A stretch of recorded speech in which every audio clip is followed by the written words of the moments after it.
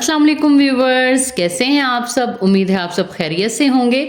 तो आज फिर हाजिर हैं एक नए दिलचस्प व्लॉग के साथ। अस्सलाम वालेकुम व्यूअर्स, क्या हाल चाल है। उम्मीद करते हैं कि आप सब अपने घरों में खुशबाश होंगे और मजे से जिंदगी गुजार रहे होंगे। यहाँ पे हो रही थी समोसा पार्टी। तो हमारे शहर के बेहद फेमस फैसलाबादी समोसे वाले के समोसे हैं, जो कि पूरे तकरीबन शहर को पता है इनके बारे में, और ये बहुत मजे के होते हैं। तो साथ में समोसों के बनी थी चाय मजेदार सी, जो बनाई थी निक्की बाजी ने। और यहाँ पे हम कर रहे थे शाम के खाने की तैयारी। तो यहाँ बना रही थी वड्डी बाजी गुड़ वाले चावल, जो कि बहुत ही मजेदार बनते हैं। और अगर आपने ये रेसिपी ट्राई कर ली ना, तो नेक्स्ट टाइम आप भी ये रेसिपी ट्राई किए बिना नहीं रह सकेंगे। तो जरूर ट्राई कीजिएगा। तो आगे चलकर व्लॉग और भी मजेदार होने वाला है, क्योंकि हमने इसमें कुछ करनी है अनबॉक्सिंग, और जो कि बहुत ही मशहूर ब्रांड से हैं, जिनका नाम किसी तारीफ का मोहताज नहीं है। और हमारी तो है ही फेवरेट, वो साथ हमसाया मुल्क की भी वो फेवरेट हैं। तो हमने वहां से मंगवाई हैं प्रोडक्ट्स अपनी स्किन केयर के हवाले से, क्योंकि हमारी है कजन की शादी, और इसलिए हमें फिक्र हो गई है कि थोड़ी सी स्किन केयर कर ली जाए, जो कि बेसिकली डेली करनी चाहिए। लेकिन जो हाउस वाइफ है वो अपने ऊपर बिल्कुल भी तवज्जो नहीं देती और खुद को नेग्लेक्ट करती रहती है। यहाँ तक कि कोई इवेंट आ जाता है तो फिर फिक्र होती है कि हमारी स्किन अच्छी नहीं रही है, हमारे बाल बिल्कुल रफ हो चुके हैं, हाथ और पाँव के तो क्या ही कहने। कपड़े धोने और बर्तन धोने के बाद और घर की जो झाड़ पूंछ है वो करने के बाद बिल्कुल माइयों वाला हुलिया हो चुका होता है। तो जी, माइयों वाले हुलिये से शहजादियों वाले हुलिये में आने के लिए, बल्कि मलकाओं वाले हुलिये में आने के लिए, तो निक्की बाजी ने बहुत सारे बंदोबस्त कर लिए हैं माशाल्लाह से, और हम लगे हुए हैं इंशाल्लाह।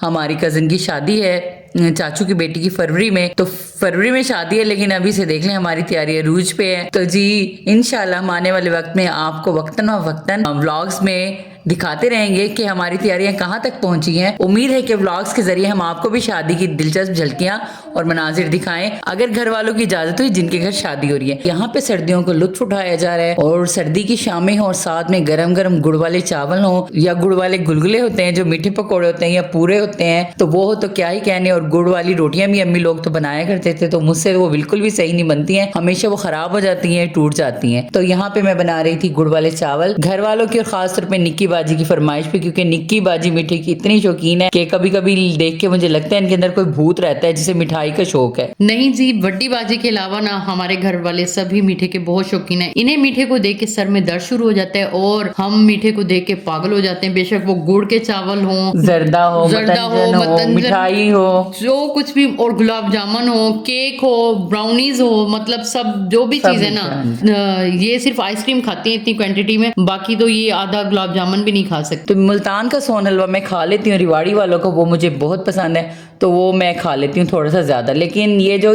दीगर मीठे हैं ये मेरे से नहीं खाए जाते, ये सच बात है। यहाँ पे 1 किलो मेरे पास चावल थे, जिन्हें सेला चावल भी कहते हैं और पक्की बनास्पति भी कहते हैं। 4 घंटे पहले भिगो के रख दिए थे, और फिर अब यहाँ मैं तैयार कर रही थी तड़का, और साथ ही मैंने 1 किलो गुड़ का बना लिया था शीरा। 3 गिलास मेरे पास चावल थे, यानी कि 1 किलो, तो मैंने 7 गिलास पानी रखा, और फिर साथ ही 1 किलो गुड़ ऐड कर दिया, और साथ में उसके साथ सब्ज इलायची डाल दी। और जब शीरा अच्छी तरह पक गया है, यानी शरबत, तो मैंने उसको उतार के रख दिया। और यहाँ पे फिर कढ़ाई में डाला है मैंने तेल, और साथ में मैंने बड़ी इलायचियों को कूट लिया है, क्योंकि मैं बड़ी इलायची का तड़का लगाती हूँ। कुछ लोग सौंफ का भी लगाते हैं, कुछ इसे उबाल के भी बनाते हैं। पहले चावल बॉईल कर लेते हैं, फिर शीरा उसके अंदर डाल के, तो ऐसे भी बनाते हैं। लेकिन ये पुराना और देसी फेमस तरीका है, तो हमारे यहाँ इसी तरह बनाए जाते हैं। तो जब तड़का लग गया, फिर मैंने उसमें सारा पानी डाल दिया, और पानी को बॉयल आने के बाद मैंने डाल दिए थे चावल, और फिर चावलों को हल्की आंच पे पकाया और बार बार हिलाया और चेक करती रही, और फिर लगा दिया दम। और दम लगाने से पहले डाल दिया इसमें खोपरा और किशमिश। तो जी यहाँ पे 20 मिनट के दम के बाद हमारे मजेदार से गुड़ वाले चावल तैयार थे जी, जिसका दम हम बाद में खोलेंगे। यहाँ पे हम कर लेते हैं कुछ अनबॉक्सिंग। तो जैसे आप सबको पता ही है कि सेलें लगी हुई हैं सब जगह जी, सब ब्रांड्स पे सेल्स लगी हुई हैं। तो हमने भी यहाँ पे गुल अहमद से फायदा उठाते हुए यहाँ पे 2 बेडशीट्स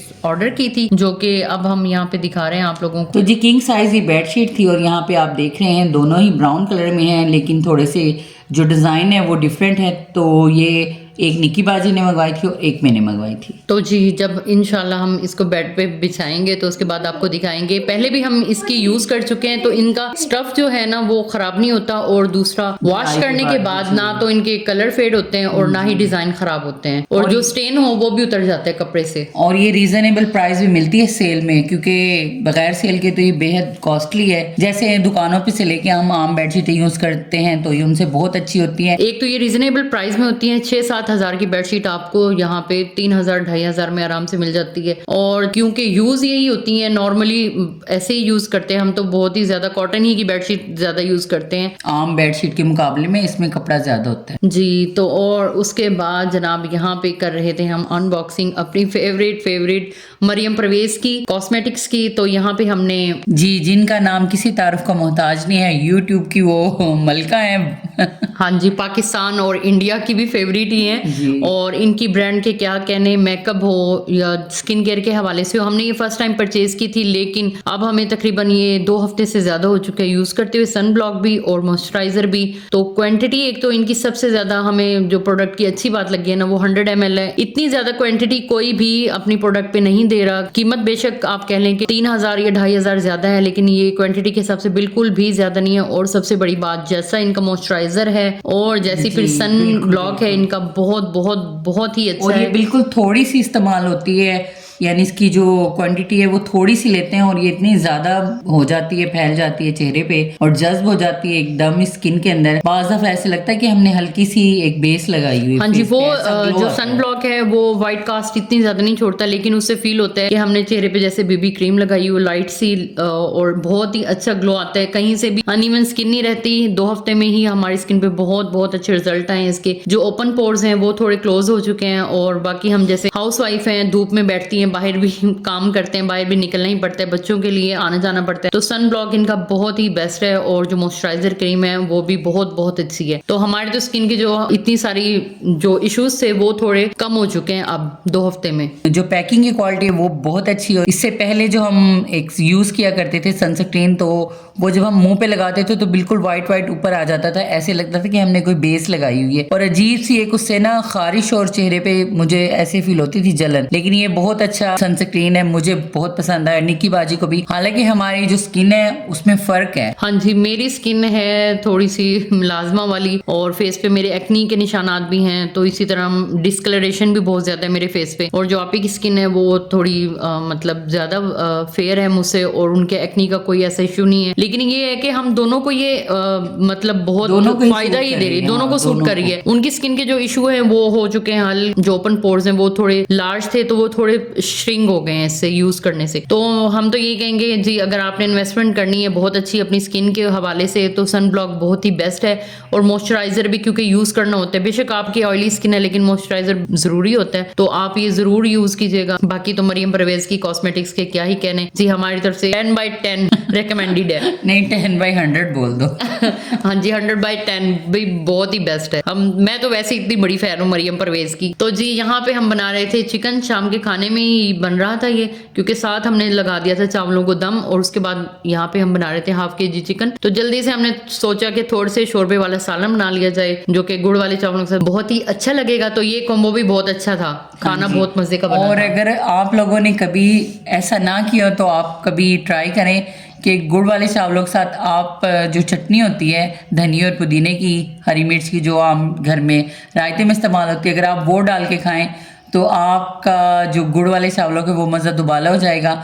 ऐसा जायका और ऐसा कॉम्बो आपने कभी नहीं खाया। अगर सालन भी लोग डाल के खाते हैं, हाँ जी, हम तो खा लेते हैं और बहुत ही मजे के लगते हैं। और जो हैरान हो रहे हैं, जर्दा पुलाव तो मिक्स करते ही हैं लोग, लेकिन सालन और जो गुड़ वाले चावल हैं, चिकन का जैसे सालन है, शोरबा है, तो वो डाल के खाएं तो बहुत ही लुत्फ आ जाता है खाने का। तो जी चिकन आप लोगों को पता है हम कैसे बनाते हैं, और ये है रेसिपी। और जी आप लोग हमारे ब्लॉग्स को पसंद कर रहे हैं, उसका बेहद शुक्रिया। तो प्लीज हमारे चैनल को सब्सक्राइब करें, हमें सपोर्ट करें, लाइक करें, शेयर करें चैनल को। और प्लीज जितने भी हमारे नए आने वाले उन सबका बेहद शुक्रिया, और हमारे चैनल को सब्सक्राइब किए बिना ना जाया करें। तो हमारे शॉर्ट्स को पसंद करने का शुक्रिया, और हमारे लास्ट ब्लॉग को पसंद करने का शुक्रिया। अगर किसी ने ऑयल की रेसिपी हमारी बना के इस्तेमाल की और उनको फायदा हुआ तो प्लीज कमेंट्स में आके जरूर बताइएगा कि आप लोगों को कुछ फायदा हुआ है या नहीं। बड़ी बाजी सुन लेते हैं यहाँ पे चंद अशार, और जब तक हमारे सालन की भुनाई हो रही है। तो जी जब तक खाना तैयार हो रहा है मैं आपको सुना देती हूँ चंद गजल के अशार, और फिर इसके बाद हम मिलजुल के खाएंगे खाना, जो कि बहुत ही मजेदार बन के तैयार हुआ था। किस तरह होता है मुमकिन ये गवारा करना, दिल में बसते हुए लोगों से किनारा करना, कुछ मोहब्बत के भी कानून हुआ करते हैं, किसको मंजूर है चाहत में खसारा करना, जिंदगी होती है मिरास मोहब्बत दिल की, यूं नहीं होता नफरत में गुजारा करना। वाह वाह वाह वाह। वाह वाह। और अब ये जी आपके लिए आखिरी अशार है, बल्कि आखिरी से पहले वाला शेर आपकी नजर करती हूँ। जी इसकी इरशाद। इसकी बख्शिश का भी इम्कान तो होता होगा, इसकी बख्शिश का भी इम्कान तो होता होगा, जिस किसी शख्स की आदत है कुफारा करना। वाह वाह, ये आपने स्पेशल मुझे किस चक्कर में सुनाया है। तो बड्डी बाजी से इस बात पे मैं झगड़ा ब्लॉग के एंड पे करूंगी। अरे मैं वैसे ऐसी शुगल मतलब अच्छा, ऐसे इन्होंने मेरे हवाले से ये शेयर कर दिया है। तो जी शुक्रिया। शायराना जुबान में पता नहीं ये किस चक्कर में कुफारा और किनारा था जो कि मेरे सर के ऊपर से गुजर गया इस टाइम। तो यहाँ पे हमने साथ में आटा भी गूंद लिया था। मतलब शायर कहना चाहता है कि भाई उस शख्स की बख्शिश हो सकती है जो कफारा कर लेता है, मतलब कफारा समझो। जी जी समझ गए। तो नाजरीन अगर नाजरीन तो जी अगर व्यूवर्स आपको समझ आई हो ना इस आखिरी शेर की जो कि बड्डी बाजी ने मेरी नज़र की है तो ज़रूर बताइएगा। तो यहाँ पे हमने अट्टा शट्टा गूंद के रोटी पका ली थी। इसीलिए आपकी नजर किया है ताकि आप इस पे गौर करते रहे। अगले 2 दिन तक आप इसी में उलझी रहेंगी कि ये बड्डी बाजी ने मुझे क्यों नजर की, किस चक्कर में सुनाया। मैं यही सोच रही हूँ कि कल बर्तन धोने पड़े थे मेरी बड्डी बाजी को, शायद इस चक्कर में इन्होंने सुनाया है मुझे। तो यहाँ पे निक्की बाजी बना रही थी मज़ेदार सी रोटी। और जी अच्छे जो लोग होते हैं, अच्छे जो साथी होते हैं और अच्छी बहनें होती हैं, अच्छे भाई होते हैं, अच्छे घर वाले होते हैं, वो खुदा की बहुत बड़ी नेमत है। अगर आप लोगों को मैसर हो तो उनकी कदर कीजिए। जैसे मेरी बहन माशाल्लाह बहुत अच्छी हैं, गरम रोटी तैयार करके अब ये चूना लगा रही हैं या मुझे वो लगा रही हैं, क्या लगा रही हैं, मक्खन लगा रही हैं। सॉरी चूना नहीं, मक्खन लगा रही हैं। पान की मेरी दुकान है नहीं जो मैं आपको चूना लगाऊं, तो आप इसे मक्खन कह सकती हैं। तो जी मक्खन बहुत महंगा है, वो मैं नहीं लगा सकती आपको, लेकिन आप सही बात है, मेरी बहन मुझे रोटियां देती है बना के, और क्योंकि मेरी बड्डी बाजी मुझे सालन बना के दे देती है। तो जी ऐसे ही मिलजुल के सालन रोटी करते करते जीवन गुजर जाता है इंसान का। और वाकई वैसे ये बात बिल्कुल सच है, वो किसी शायर ने क्या कहा है कि मसला सारा रोटी दा। हाँ जी। तो जी आप घूम फिर के देख लें, कहीं से कहीं चले जाएं, आपको यही समझ आएगा एंड में कि ये सारा जो मसला है ये रोटी का होता है। जी क्या कहने। और यहाँ पे मज़ेदार से हमारे जो गुड़ वाले चावल हैं उसका दम खुल चुका था, और क्या दिल बहार दम खुला है जी, बड़े ही मज़े के चावल बने हैं। तो जी यहाँ पे हमने अपने खाने को किया था इंजॉय, और शुक्र अल्लाह का कि खाना और अपना घर मुयस्सर होना आजकल के दौर में बहुत बड़ी नेमत है। जिन लोगों के पास ये सहूलियात नहीं हैं, जो इससे महरूम है, अल्लाह ताला उनके रिस्क में बरकत दे, उनको अपने घर नसीब फरमाए। आमीन आमीन। और सेहत दे, तंदुरुस्ती हाँ दे जी, सब सबसे लोगों बड़ी को, दौलत हमारे तो देखने सेहत वालों को है बिल्कुल। जी। आप सबके रिस्क में अल्लाह पाक इजाफा करे और जी आपकी सेहतों को बाहर रखे, जिंदगी में अमन सुकून हो, इससे बड़ी क्या नेमत हो सकती है। अगर आपके दस्तरखान पे गरम खाना मौजूद है और सोने के लिए नरम बिस्तर है और बातें सुनने के लिए दिल की और कहने के लिए कोई अजीज और साथी भी है आपके साथ हैं, और आप तन्हाइयों का शिकार नहीं है, तो इससे ज़्यादा अल्लाह ताला की कोई भी बड़ी नेमत नहीं है इंसान के लिए। और इंसान की शुक्रगुजार होने के लिए तो यही चीज़ काफ़ी है कि हमारी इतनी औकात और बिसात नहीं होती जिस तरह अल्लाह ताला हमें नवाज देता है। इंसान सोच भी नहीं सकता कि अल्लाह ने कहाँ से उसको निकाला होता है और कहाँ से कहाँ अल्लाह इंसान को पहुँचा देता है। तो जी अपना रखिएगा बहुत सारा ख्याल, और जी दुआओं में हमें याद रखिएगा। तो जी आप भी हमारी दुआओं में हरदम शामिल होते हैं। तो जी यहाँ पे करते हैं अपने व्लॉग का एंड, और अपना बहुत सा ख्याल रखिएगा। तो जल्दी से हमारे चैनल को सब्सक्राइब कर लें, वीडियो को लाइक और शेयर करें। तो मिलते हैं इंशाल्लाह अगले व्लॉग में, तब तक के लिए अल्लाह हाफिज़। खुश रहें, आबाद रहें, अल्लाह हाफिज़।